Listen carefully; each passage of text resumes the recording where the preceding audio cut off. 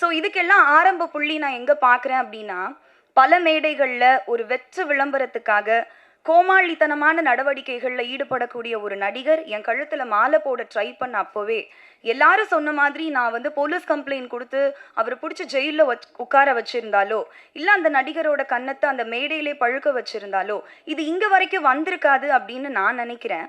ஏன்னா வந்து அமைதியாகவே இருக்கிறதுனால நான் ரொம்ப பலவீனமானவள் அப்படின்னு நினச்சிட்டு உங்களை மாதிரியான சில ஆண்கள் உங்கள் பலத்தை என்கிட்ட காட்டணும் அப்படின்னு நினைக்கிறீங்களான்னு எனக்கு தெரியல. நான் ஏன் இது ரொம்ப கடந்து போயிட்டுருக்கேன்னா, இது எல்லாத்தையும் விட ரொம்ப முக்கியமான விஷயங்கள், நல்ல நல்ல விஷயங்கள் என் வாழ்க்கையில் நடந்துட்டுருக்கு. அதில் நான் ஃபோக்கஸ் பண்ணிகிட்ருக்கேன். அதனால தான் இதை கடந்து போயிட்டுருக்கேன். ஸோ நான் கேள்விப்பட்டேன் சார், உங்களுக்கு 50-60 வயசு கடந்துருச்சு, நீங்கள் வந்து பணி நிறைவு காலத்தில் இருக்கீங்க, ரிட்டையர் ஆக போகிறீங்கன்னு கேள்விப்பட்டேன். ஒன்றும் இல்லை, ஒன்றும் பிரச்சனை இல்லை. இது ரொம்ப ஈஸியான ஒரு விஷயந்தான். ஆரோக்கியமான உணவு பழக்க வழக்கங்களுக்கு மாறுங்க. ஒரு நாளைக்கு 3 லிட்டர் தவறாமல் தண்ணி குடிங்க. நடைப்பயிற்சியோ யோகாவோ தியானமோ ஏதாவது ஒரு வகுப்பில் சேருங்க. இயற்கையை ரசிங்க. சந்தோஷமாக இருங்க. பாசிட்டிவான விஷயங்களை பேசுங்க.